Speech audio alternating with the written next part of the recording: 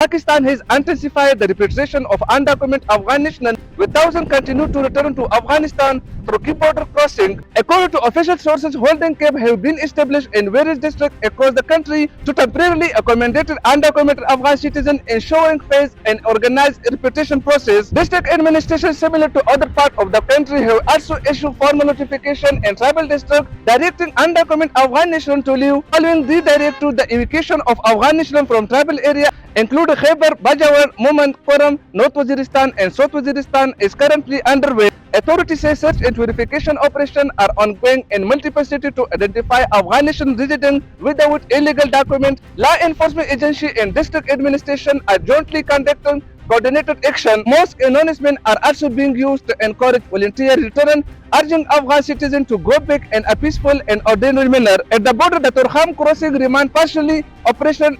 It is currently open for Afghan families returning home, while pedestrian movement and trade activity remain temporarily suspended. Border officials report that more than 7,000 Afghan nationals have crossed into Afghanistan over the past one day, with hundreds continuing to return daily through Turkham and Chaman crossing. Officials say that this drive is part of border government policy to address illegal immigration, while some Afghan nationals have approached the court and secured temporary relief.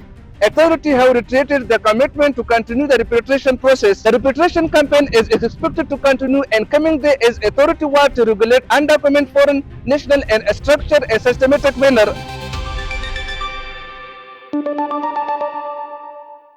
The chaotic, fluctuating and intense Middle Eastern crisis, particularly between Iran and United States of America, have brought up various consequences for both the parties. But particularly in the context of the FIFA Summer World Cup that is going to take place on 11th June 2026 has also prompted some tensions, particularly with the leadership and the Iranian Football Federation.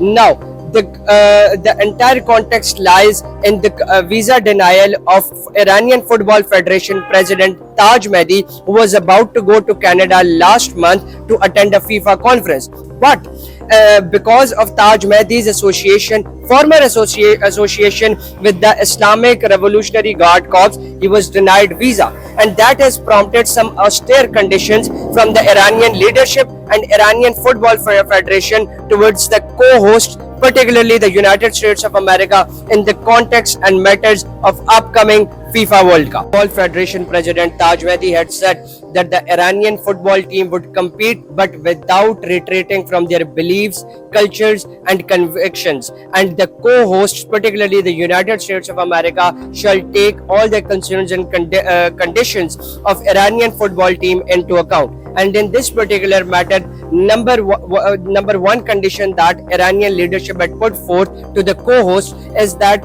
all staff members and all football team players shall be provided with the visas, and there shall be smooth issuance of visas on one hand for the football team players and also for those people in the staff who had affiliation with the IRGC on the other hand. Number second condition that was put forth by the Iranian leadership and Iranian Football Federation was that special security arrangements and protocols shall be ensured for the football team of Iran and the staff that would be accompanying them, keeping in consideration that the visa issuance and security arrangements prerogative lies solely within the jurisdiction of the co-host United States of America. And finally, they have also put a condition or put forth a condition to the journalists in that entire FIFA scenario that those journalists shall not ask or interrogate the football players beyond the technical matters of football itself. It implies that they shall not interrogate or they shall not ask any question that is political or that has any military or conflictual nature. Thank you.